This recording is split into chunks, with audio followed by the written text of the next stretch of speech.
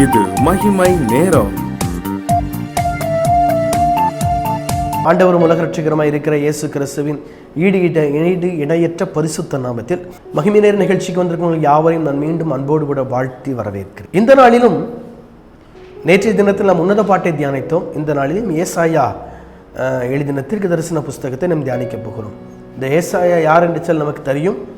ஒரு வல்லமையான தீர்க்கதரிசி, ஆண்டவருக்காக வல்லமையாக பிரகாசித்த ஒரு தீர்க்கதரிசி. பெரிய தீர்க்கதரிசிகளிலே இவர் ஒருவர். ஏசாயா தீர்க்கதரிசி ஒரு பெரிய தீர்க்கதரிசிகளில் ஒருவர். இந்த ஏசாயா தீர்க்க தரிசன புஸ்தகத்தை எழுதினவர் இந்த ஏசாயா தீர்க்கதரிசி. ஆகவேதான் அவருடைய பெயரிலே இந்த புஸ்தகம் ஏசாயா என்று சொல்லி அழைக்கப்படுகிறது. இதில் மொத்தம் 66 அதிகாரங்கள் இருக்கிறது. மொத்தம் இந்த ஏசாயா புஸ்தகத்திலே 66 அதிகாரம் இருக்கிறது.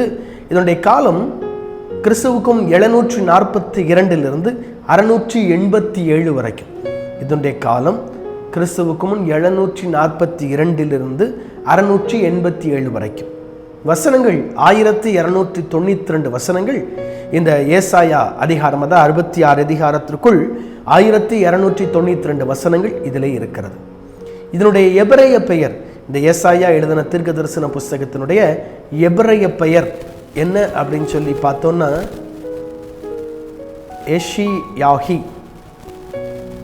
எஷியாஹி என்கிற பதம் இதில் நமக்கு பயன்படுத்தப்படுகிறது. இதனுடைய காரியங்கள், அதாவது இந்த ஏசாயா தீர்க்க தரிசன புஸ்தகத்தில் எழுதப்பட்டிருக்கிற ஒரு காரியங்கள் என்ன அப்படின்னு பார்த்தா, முதல் பகுதியிலே நமக்கு எழுதப்பட்டிருக்கிற ஒன்று யூதா மற்றும் எருசலேமை குறித்ததான தீர்க்க தரிசனம். யூதா மற்றும் எருசலேமை குறித்ததான தீர்க்க தரிசனம்.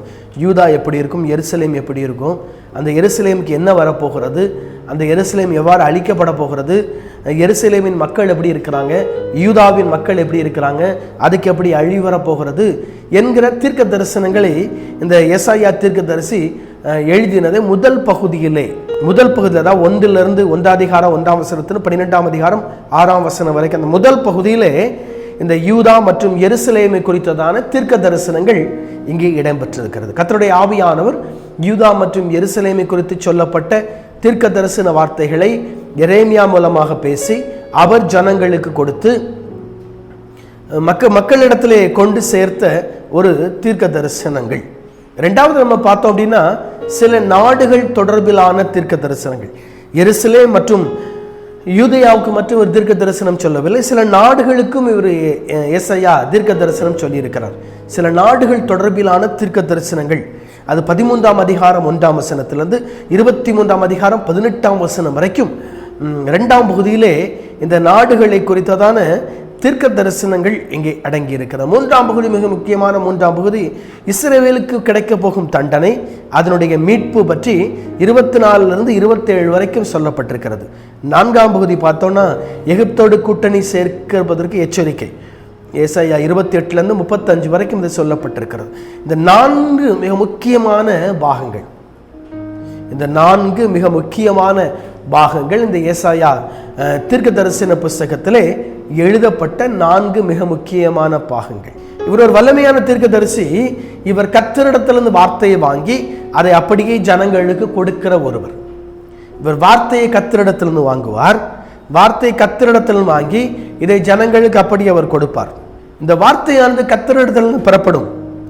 கர்த்தரிடத்திலிருந்து பெறப்படுகிற வார்த்தை, ஆண்டவரிடத்திலிருந்து பெறப்படுகிற வார்த்தை ஜனங்களுக்கு அப்படியே அது பிரதிபலிக்கும்.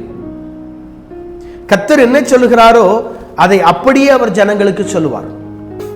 அதில் ஒன்று கூட்டியோ ஒன்று குறைச்சியோ அவர் சொல்லுகிறது கிடையாது.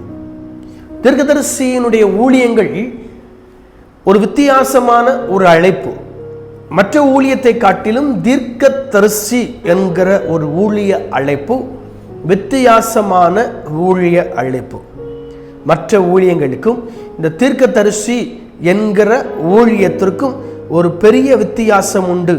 என்ன வித்தியாசம் அப்படின்னா, தீர்க்கதரிசியானவன் கர்த்தரிடத்திலிருந்து கேட்டு ஜனங்களுக்கு அப்படியே சொல்லக்கூடியவர். கர்த்தர் என்ன சொல்றாரோ அதை அப்படியே ஜனங்களுக்கு சொல்லுவார். ஒரு வார்த்தை கூட்டியோ ஒரு வார்த்தை குறைச்சியோ அவர் சொல்லுவது கிடையாது. கர்த்தர் என்ன சொல்றாரோ அதை அப்படியே வாங்கி அப்படியே ஜனங்களுக்கு சொல்வார். பழைய ஏற்பாட்டின் காலத்துல ஜனங்கள் 2 பேர் இடத்துல போனாங்க. நீங்க பாத்தீங்கன்னா தெரியும், ஜனங்கள் 2 பேரிடத்துல சென்றார்கள். ஒன்று தீர்க்கதரிசி, ப்ராஃபட், ஒன்று கர்த்தருடைய தீர்க்கதரிசி. மற்றொன்று யார் அப்படின்னு சொல்லி பார்த்தோம் அப்படின்னா, மற்றொருவர் யார் அப்படின்னா, அவர் ஆசாரின் இடத்துல போவார்கள்.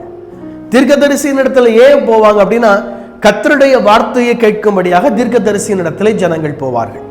கர்த்தருடைய வார்த்தையை கேட்கும்படியாக, ஆண்டவருடைய வார்த்தையை கேட்கும்படியாக, கர்த்தர் என்ன சொல்லுகிறார் என்பதை கேட்கும்படியாக ஜனங்கள் தீர்க்கதரிசியின் இடத்திலே போவார்கள்.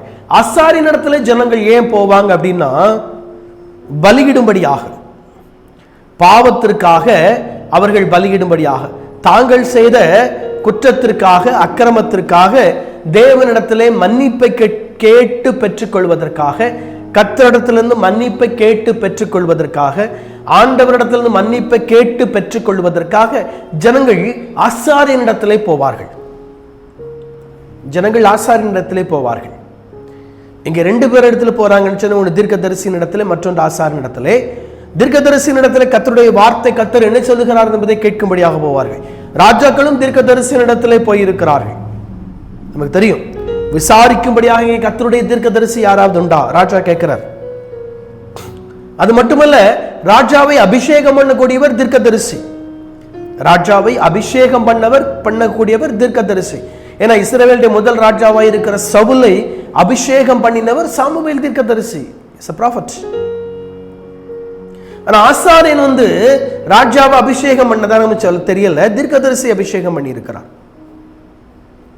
ஆசானுடைய வேலை பலியிடுவது, ஜனங்களுக்காக ஆண்டவரிடத்தில் பரிந்து பேசுவது. இன்னைக்கு இருக்கிற ஊழியர்களுடைய வேலை இல்லை மேய்ப்பருடைய வேலை. ஆண்டவரிடத்திலே ஜனங்களுக்காக பரிந்து பேசுவது, கர்த்தருக்காக ஜனங்களிடத்திலே மன்றாடுவது, இது ஊழியருடைய வேலை. தீர்க்கதரிசி ஆண்டவர் என்ன சொல்லுகிறார் அப்படி ஜனங்களுக்கு சொல்லக்கூடியவர். இந்த எசாயா தீர்க்கதரிசி அப்படிதான் இருந்தார். கர்த்தர் என்ன சொல்றாரோ அதை அப்படியே அவர் ஜனங்களுக்கு சொல்லக்கூடியவராயிருந்தார், அப்படியே ஜனங்களுக்கு அறிவிக்கக்கூடியவராயிருந்தார். இதுதான் தீர்க்கதரிசியினுடைய வேலை. தீர்க்கதரிசனம் சொல்லக்கூடியவர்கள் யார் அப்படின்னா, அவங்களுடைய ஊழியம் தனிப்பட்ட ஊழியம். அந்த பின்னாட்களில் நாம் தியானிக்கலாம். இந்த நாளிலும் கர்த்தருடைய ஆவியானவர் நம்மோடு கூட தெளிவாய் அவர் பேசியிருக்கிறார். தீர்க்கதரிசியானவன் கர்த்தருடைய வார்த்தை கேட்டு ஜனங்களிடத்தில் சொல்லக்கூடியவர், தெளிவான கர்த்தருடைய வார்த்தையை சொல்லக்கூடியவர். சொல்லக்கூடிய காரியம் அப்படியே நடக்கும். அதான் தீர்க்கதரிசியுடைய பணி, தீர்க்கதரிசியுடைய வேலை. கர்த்தருடைய ஆவியானவர் தம்முடைய வல்லமையினால் நம்மை நடத்துவாராக. தலைகள் தாழ்த்தி ஜெபிப்போம். அன்பின் ஆண்டவரே, நீர் எங்களோடு கூட பேசி நிர்மக்கு நன்றி. தொடர்ந்து உடைய வல்லமையான மாறாதமான மகத்துவம் இருக்கிறோம். என்னுடைய வாழ்க்கையில் கிரியை செய்ய முடியாது ஜெபிக்கிறோம். இயேசு கிறிஸ்துவின் நாமத்தில் ஜெபிக்கிறோம் பிதாவே, ஆமென்.